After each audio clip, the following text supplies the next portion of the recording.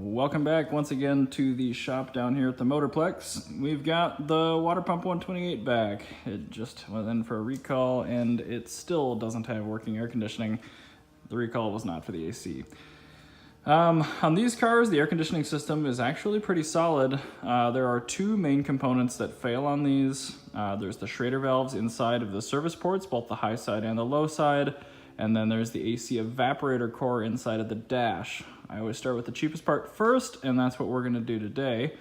The gist of this job is basically just look at your service ports, make sure you have new Schrader valves from BMW.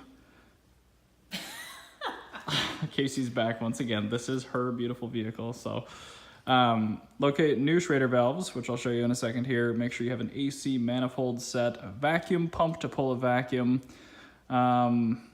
a Schrader valve removal tool, and ideally, that's the tool. We're gonna use the big side.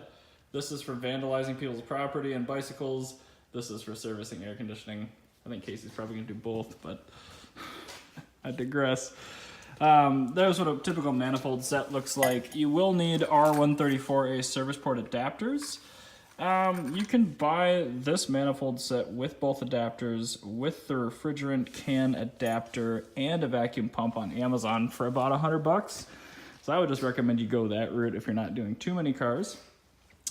And on the 1 Series, you've got your low side port, which is your suction line right here. And you've got your high side line right over there. That one. So inside of those valves, let me turn on my light, hold on. So inside of these little orifices here, which is a great word, bless you. You can see your Schrader valve. It looks just like a big version of what's in your car tire. That's because it is. So what I'm gonna have Casey do is, since this system is completely, there's nothing in it, I guess we should make doubly sure of that by jamming a screwdriver in there first, or maybe the small end of this. Just shove the small end in there and don't look at it in case it... Do I just push down? Yep, just push down on that little nipple. Yep, so there's nothing left in there. So I'll have her switch to the big end of the tool and start going anti-clockwise. Very slowly. Again, not looking at it in case we fucked up. Oh. Did she crack? No. No? I mean, it's loose. Okay, good. Is that what you meant? Yeah. Did she crack loose? Oh, all right. There's a little bit left in there. Is that really cold? Yes. No. So, something I should have done first was verify the high and low side pressure. And I actually misspoke earlier. We got the high side here, low side over there.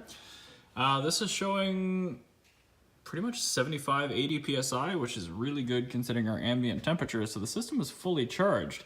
These Schrader valves do leak a tiny bit, but not enough where I guess I would have a concern about it, but we're still not getting AC. So I had Casey start the car, and what I observed was the compressor clutch, which is the piece right on the front of the AC compressor, which is controlled by that little gray plug right there.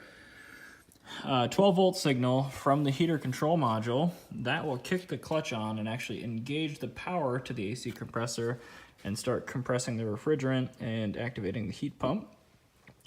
Once we bridged 12 volts to that gray connector from this lug right here, the compressor fired right up and we had cold AC in the car. So on the E82 and the E90, what that typically would mean for us is it's not getting a signal from the heater control module, or it's not getting a ground signal from the dual temp switch on the radiator.